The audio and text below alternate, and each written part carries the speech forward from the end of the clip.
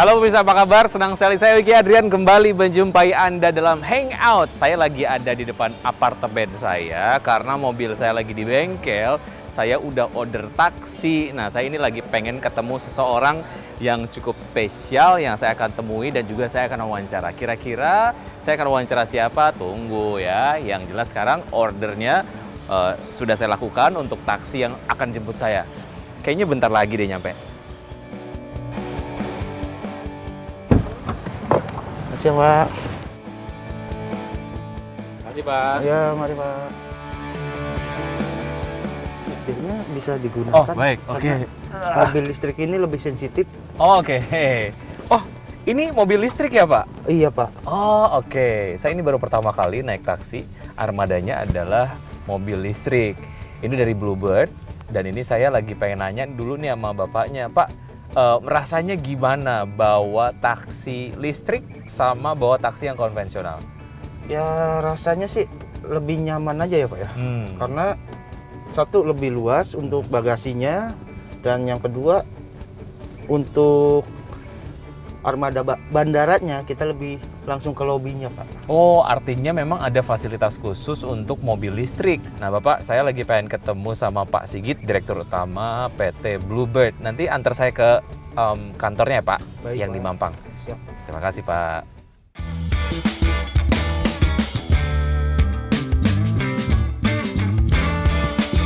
Mantap, makasih ya, Pak. Mari.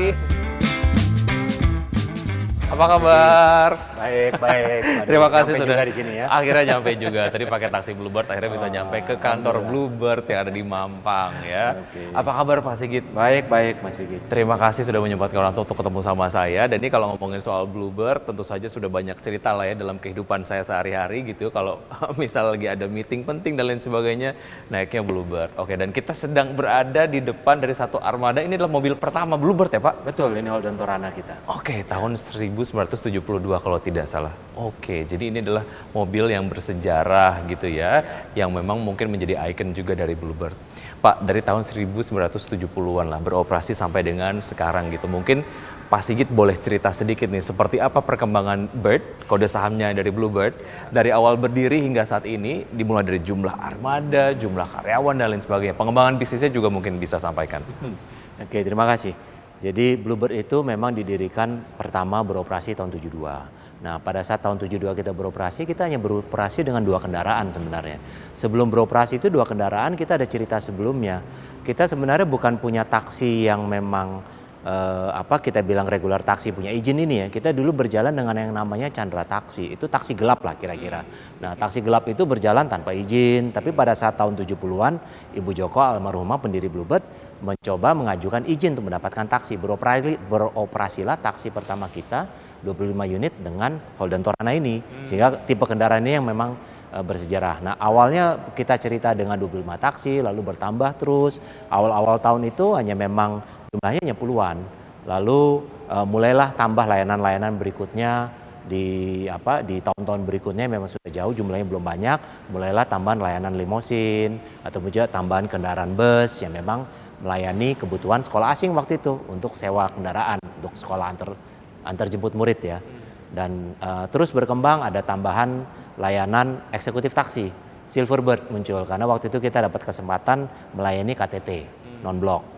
Sehingga kita muncullah dengan kendaraan eksekutif taksi kita Silverbird yang kita gunakan waktu itu Nissan Cedric. Lalu muncul inovasi menjadi Silverbird-nya dengan menggunakan Mercedes, dan sekarang Alphard yang paling terkenal gitu ya, banyak. Nah, jumlah armada kita sekarang sejak dari tahun 72 itu memang belum banyak perkembangannya, dan baru kita mulai banyak ini di beberapa tahun sejak memang tahun 90-an ya jumlahnya. Jadi sekarang armada kita ada 20.000 lebih kira-kira. 20.000 lebih, dan itu termasuk kendaraan listrik ya? Termasuk listrik ya. Oke, nah spesifik mengenai kendaraan listrik nanti kita obrolin karena ini juga menarik begitu ya. Kalau ngomongin soal pengembangan bisnisnya sejauh ini seperti apa? Mungkin Anda bisa cerita, tentu saja perjalanannya cukup panjang. Kita juga ada berbagai macam hal lah di industri transportasi di Indonesia. Nah, pengembangannya sejauh ini seperti apa? Kalau kita bicara pengembangan, memang Bluebird fokus banyak di pengembangan transportasi penumpangnya. Jadi satu, kita ada regular taksi. Nah, selain itu pengembangan bisnisnya di penumpang, ada juga layanan terhadap pengiriman barang sekarang yang namanya Bluebird Kirim. Nah, itu muncul dalam akhir-akhir tahun ini sejak logistik berarti ya? Logistik masuk, jadi kirim barang. Nah, layanan passenger sendiri juga kita ada penambahan yang lain, seperti layanan bus yang shuttle service, itu yang memang kita lakukan dengan City Trans. Jadi bukan hanya regular taksi, pengembangan bisnis termasuk layanan limosin, bus, shuttle service, dan juga logistik sekarang. Oke, artinya memang ada kembangan-kembangan bisnis yang tentu saja ini mengakomodir perkembangan dari demand pasar sendiri gitu ya. Nah ini bicara mengenai kontribusi dari pengembangan bisnis yang sudah dilakukan. Kontribusinya terhadap fundamental perusahaan itu gimana Pak Sigit? Memang paling besar kita masih dikontribusikan dari kendaraan taksi, regular taksi. Lalu kendaraan berikutnya yang memang mengontribusi adalah limosin car rental. Itu non taksi kita yang memang banyak bergerak di sewa kendaraan. Lalu tentunya ada bus dan juga shuttle service. Tapi mayoritas pendapatan dikontribusikan oleh regular taksi. Oke, baik. Artinya memang yang berbasis penumpang itu masih menjadi kontributor terbesar lah ya untuk fundamental perusahaan. Oke, cerita sebelum IPO kemudian juga akhirnya memutuskan untuk IPO dan pengaruh dari IPO yang sudah dilakukan oleh Bluebird sampai dengan sekarang gitu, itu seperti apa Pak? Kita waktu itu pengaruh dari IPO, kita lihat IPO tahun 2014 ya. Jadi setelah IPO memang perkembangan kita lebih agresif. Karena tentunya kita punya tanggung jawab yang lebih besar terhadap masyarakat luas pemegang sahamnya untuk bisa menunjukkan perkembangan perusahaan yang memang lebih ekspansif. Jadi sejak 2014 kita masuk sampai 2018 kita cukup banyak penambahan kendaraannya. Nah dari IPO sendiri sebelumnya itu memang sudah ada sudah ada modalnya untuk berkembang gitu ya, naik ya. Tapi memang setelah IPO kita jumlahnya cukup banyak. Tadi kalau dibilang waktu kita bicara awal dari tahun 72, 80, 90 itu jumlahnya kayaknya kalau menambah tuh melandai gitu ya. Jadi paling kita sampai tahun 2000-an itu hanya berjumlah 6.000-an, 7.000-an kendaraan.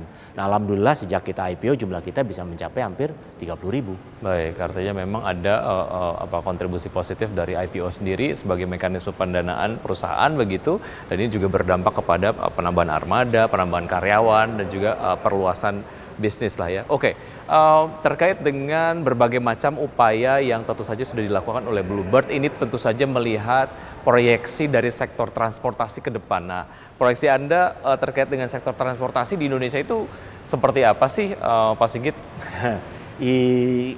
Untuk transportasi, kami cukup yakin karena transportasi itu adalah merupakan kebutuhan dasar. Orang itu tetap harus bertransportasi, tidak bisa sama kayak makan gitu ya. Nggak mungkin dia tidak bisa meeting, dia tidak bisa berpindah tempat untuk antar barang, antar orang, ketemu orang.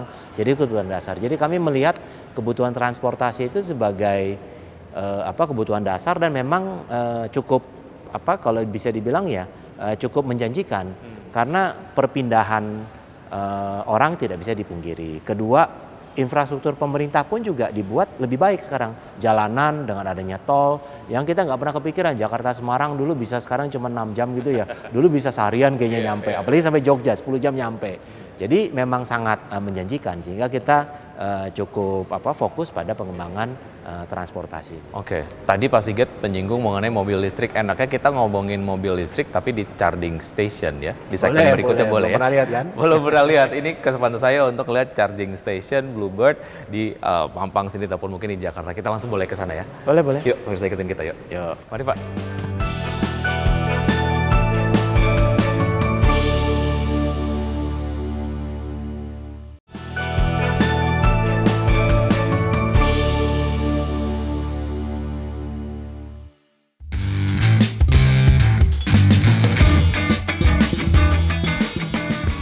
Ya, kembali di Hangout dan saya masih berbincang bersama Pak Sigit Djoko Sutono dan kita sekarang sedang ada di fasilitas charging station Bluebird ya Pak ya? Iya, betul. Ini saya baru pertama kali mengunjungi, terima kasih sudah diizinkan teman-teman IDX Channel. Ini kalau ngomongin soal program kendaraan listrik yang secara masif emang digaungkan oleh pemerintah, sebetulnya bagaimana Bluebird sendiri menerjemahkan program itu Pak Sigit? Kita melihat begini, program pemerintah untuk kendaraan listrik ini keniscayaan ya. Jadi itu dulu satu faktornya. Kedua, kita ngelihat bagaimana caranya kita menjalankan, karena tantangannya banyak, infrastruktur tidak ada, harga mobil mahal. Jadi kita harus mulai dari sesuatu yang kita pikirkan, ya sudah, Bluebird harus siap dengan infrastrukturnya sendiri. Oleh karena itu kita bangun infrastruktur ini. Karena kita yakin waktu kita mau jalan ke mobil listrik, nggak ada tuh charging listrik yang cukup banyak.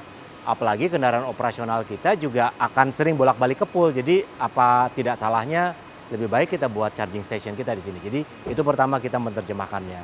Kedua tentunya dengan adanya program kendaraan listrik ini kita bisa mengambil manfaat dengan biaya listrik ataupun biaya BBM yang jauh lebih murah dibanding biaya listrik yang jauh lebih murah daripada BBM ya.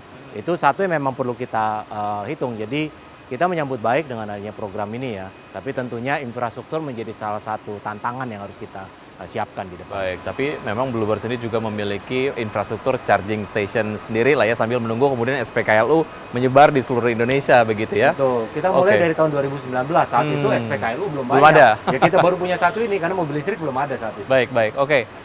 Mengenai dampak lah ya dari banyaknya mobil listrik ataupun armada mobil listrik yang dimiliki oleh Bluebird terhadap beban operasional perusahaan, nah itu gimana tuh Pak? Apakah memang ada dampaknya jika kemudian dibandingkan pada saat Bluebird sendiri belum punya banyak mobil listrik nih? Oke. Mobil listrik itu tentunya hemat biaya bahan bakar ya. Jadi nggak pakai bahan bakar lagi, pakai listrik. Jadi itu pertama operating cost-nya berbeda. Kedua, karena kendaraan listriknya sendiri juga tidak banyak menggunakan mesin-mesin, sehingga biaya perawatan juga murah.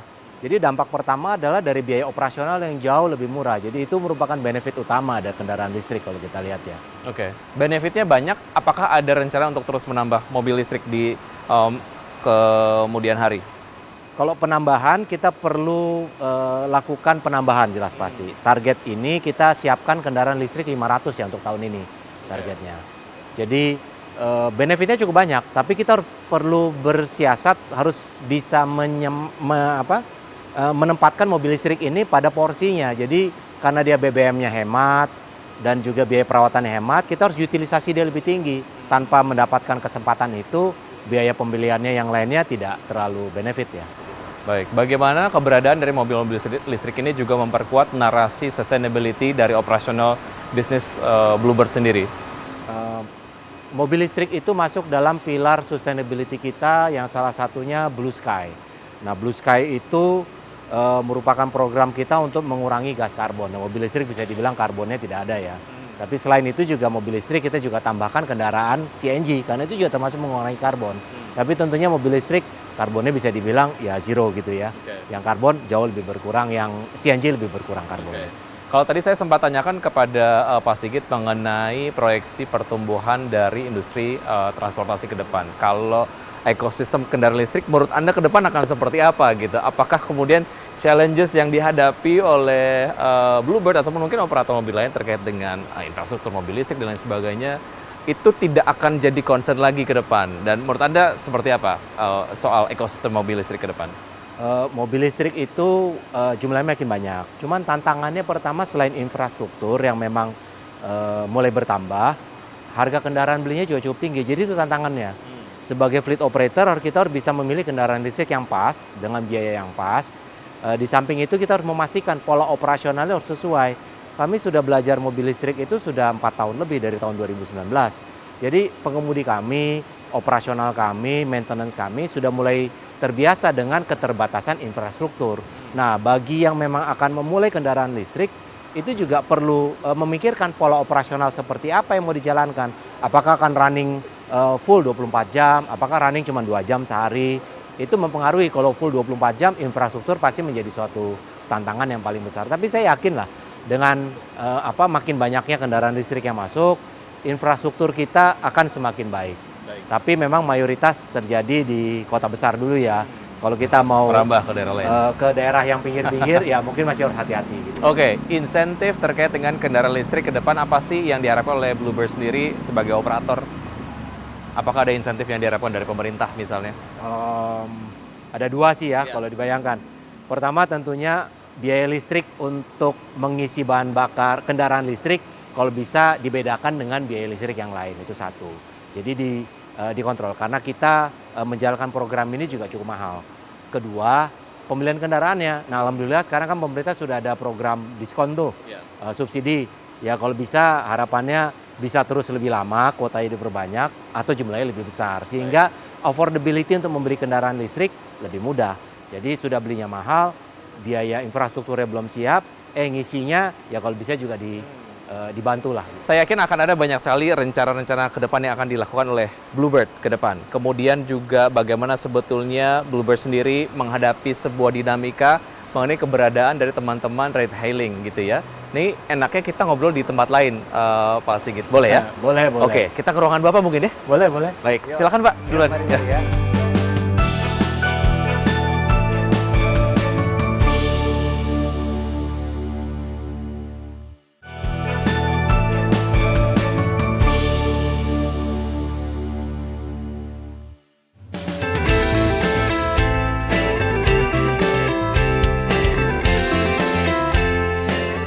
Pemirsa, kembali di Hangout dan saya masih berbincang bersama Pak Sigit Djoko Sutono. Beliau adalah Direktur Utama PT Bluebird Tbk.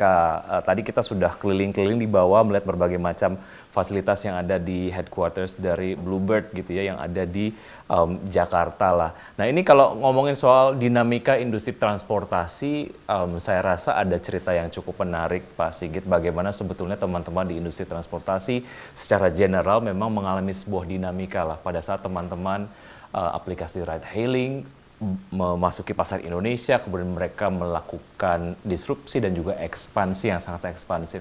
Waktu itu penyesuaian yang dilakukan oleh Bluebird seperti apa dan bagaimana Bluebird catch up dengan dinamika di industri transportasi di Indonesia dewasa ini, Pak Sigit?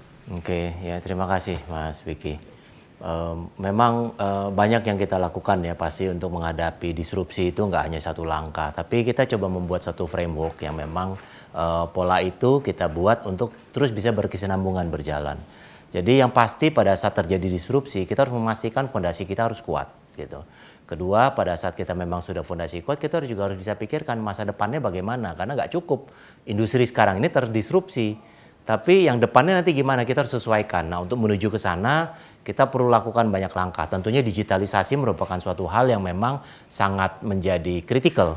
Selain itu juga selain digitalisasi juga ada faktor-faktor yang lain yang kita perlu pastikan. Nah Bluebird ini kan sangat banyak berkecimpung dengan manusia. Jadi human connection itu menjadi salah satu hal yang kritikal buat kita. Jadi sebelum kita mencapai digitalisasi itu kita harus pastikan semuanya di Bluebird ini harus bisa siap untuk melakukan perubahan, terutama juga dalam hal bersama-sama kita melakukan digitalisasi dan transformasi. Sehingga selain tadi memastikan fondasi kita kuat, kita bersama-sama engage everybody. Nah, sebelum kita membangun masa depan, yang bisnis yang sudah ada ini kita tetap harus bisa deliver hasilnya.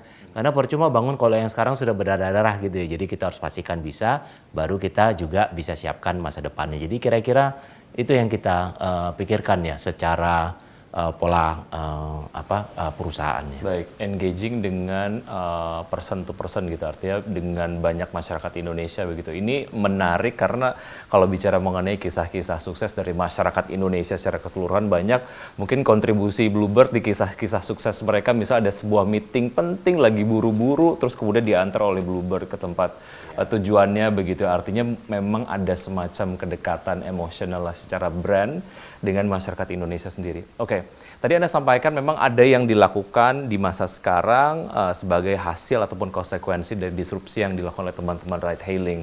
Dan ke depan juga ada langkah antisipatif lah yang akan dilakukan.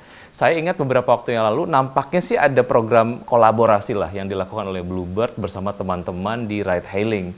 Nah itu update ataupun perkembangan dari kolaborasinya seperti apa tuh Pak Sigit? Ya tadi dalam rangka kalau kita melihat untuk kolaborasi itu termasuk langkah kita untuk bisa memperkuat fondasi kita. Nah kebetulan kita memang di tahun 2019 ya kita lakukan kolaborasi dengan Gojek. Setelah itu kita juga lakukan kolaborasi dengan beberapa partner online travel yang lain. Ya kan digitalisasi yang lain dengan BCA, dengan Traveloka dan juga dengan pihak kereta api dan yang lainnya. Artinya memang kolaborasi itu ada begitu ya untuk kemudian menikmati kue yang sangat-sangat besar ini di industri transportasi. Kontribusi dari kolaborasi itu terhadap performa perusahaan seperti apa Pak Sigit? Ya pasti ada hasilnya. Ada beberapa yang besar, ada beberapa yang memang ya kecil, tapi begini, pada saat awal kita tidak tahu sebenarnya. Kita bisa aja memproyeksikan bahwa hasil itu bisa besar, targetnya harus besar. Tapi pada saat kenyataannya akhirnya itu terjadi berjalan, kita harus juga realistis. Kalau ternyata memang hasilnya kurang baik, apakah salah strateginya atau salah implementasinya. Nah, saat itu kita harus bisa coba segera mengambil langkah perubahan, ataupun juga kita perlu mempersiapkan strategi yang lain untuk menggantinya.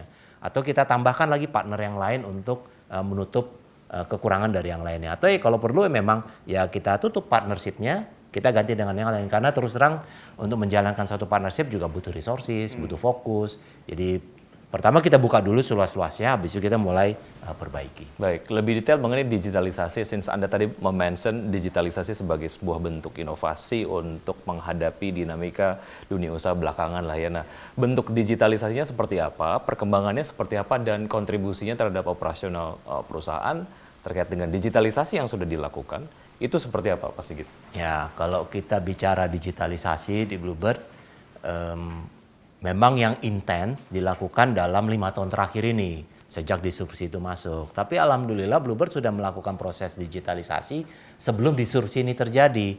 Sehingga dalam 5 tahun ini kita bisa cukup berlari kencang, karena digitalisasi itu nggak bisa dilakukan langsung ya, butuh fondasinya dulu. Nah, kalau kita bicara digitalisasi yang bersifat information technology ya, sejak tahun 2000 kita sudah mulai memasang GPS di kendaraan. Tahun 2010 kita mengganti sistem-sistem kita dengan sistem yang lebih digital, dari radio ke GSM. Lalu tahun 2014, 2016 ya, kita sudah luncurkan My Bluebird kita yang versi pertama, itu program digitalisasi. Sehingga pada saat disrupsi itu masuk di 2018, jauh lebih mudah buat kita. Nah, mempercepatlah proses pergantian dan pengembangan dari aplikasi kita. Nah, kalau dibilang kontribusinya tadi, sekarang kalau kita lihat memang order yang masuk dari platform digital itu sudah menjadi mayoritas. Jadi sudah kita lihat Bluebird ini yang dulu tadinya memang banyak akses melalui non-digital platform, sekarang digital platformnya sudah menjadi mayoritas sumber pendapatan dari Bluebird, baik itu dari own channel maupun dari channel-channel yang lainnya, sehingga sudah perlu menjadi satu fokus yang lebih besar. Pandemi sudah dilalui, ini bahkan WHO juga sekarang sudah sampaikan bahwa silakan berkegiatan sehari-hari seperti layaknya sebelum pandemi gitu ya. Cerita sedikit Pak Sigit, mungkin pada saat pandemi terjadi, khususnya pada saat ada varian Delta, banyak sekali pembatasan yang dilakukan waktu itu. Bluebird dinamikanya seperti apa, strateginya apa untuk kemudian bertahan pada saat itu? Itu kondisi yang tidak pernah kita pikirkan sebelumnya ya. Kita bawa orang, bisnis kita membawa penumpang, tiba-tiba nggak boleh bawa penumpang. Jadi ya pasti kondisinya sangat berat. Kedua, yang paling berat adalah kita tidak tahu kapan itu berakhir disrupsinya. Jadi kalau kita bicara tahun 2019-2020, kita tidak tahu kapan berakhir. Jadi langkah pertama kita adalah kita harus mempertahankan tadi, kuatkan fondasi kita untuk kita bisa bertahan, satu. Kedua, kita harus pikirkan kalau ini tidak jalan, yang mana yang harus kita jalankan. Kita mulai keluarkan inovasi-inovasi yang lain.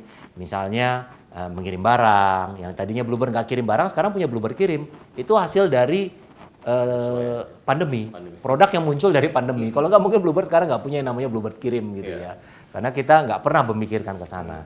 Ketiga adalah kolaborasi yang lebih cepat. Kita tidak bisa berjalan dengan platform sendiri. Ternyata ada opportunity yang muncul di pasar-pasar yang lain, kolaborasi terbuka. Lalu kita coba mengambil opportunity terhadap layanan-layanan yang bersifat waktu itu membantu pandemi untuk bisa orang melayani orang yang sakit. Sehingga kita muncullah juga produk-produk yang memang membantu kemanusiaan untuk mengantar orang sakit. Nah, untuk mendorong itu kita pastikan pengemudi kita siap. Jadi fokus pertama yang dilakukan adalah perkuatkan fondasi, memastikan siapapun yang berjalan di Bluebird aman terhadap pandemi. Sehingga fokus kita memastikan pengemudi kita tervaksinasi. Itu fokus utama tuh. Kedua, memastikan kendaraan itu harus bersih, karena tamu nggak akan mau naik kendaraan kalau kendaraannya tidak higienis ya gitu. Jadi itu fokus pertama.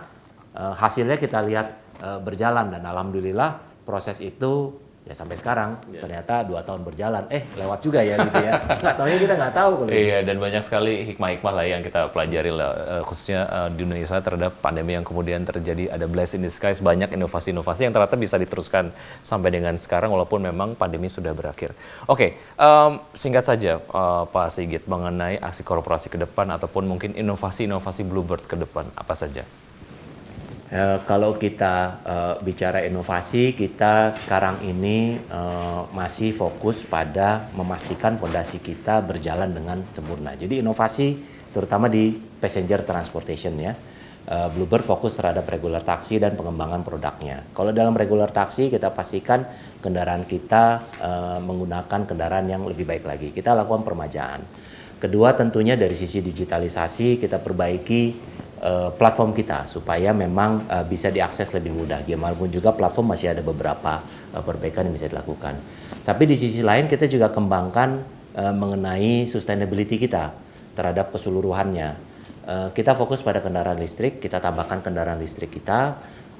Tadi saya sampaikan mengenai sustainability, kita ada program 50 by 30, 50% carbon reduction terhadap tahun 2030. Nah itu fokus inovasi kita. Kita mendorong terhadap sustainability, inovasinya mengikuti visi ke sana, termasuk efisiensi kendaraan yang kita akan jalankan dengan listrik, CNG yang kita tambah, dan juga hal-hal yang lainnya. Baik, banyak sekali cerita-cerita seru yang nampaknya ini akan dilakukan oleh Bluebird gitu ya ke depan, dan semoga memang ada cerita-cerita seru lagi lah ya yang kemudian kita akan perbincangkan dan juga kontribusi maksimal dari Bluebird sendiri untuk ekonomi di Indonesia. Terima kasih Pak Sigit sudah berbincang bersama saya di Hangout. Sampai jumpa. Dan pemirsa, demikian perbincangan saya bersama Pak Sigit, Direktur Utama dari PT Bluebird Tbk. Sampai jumpa di Hangout berikutnya.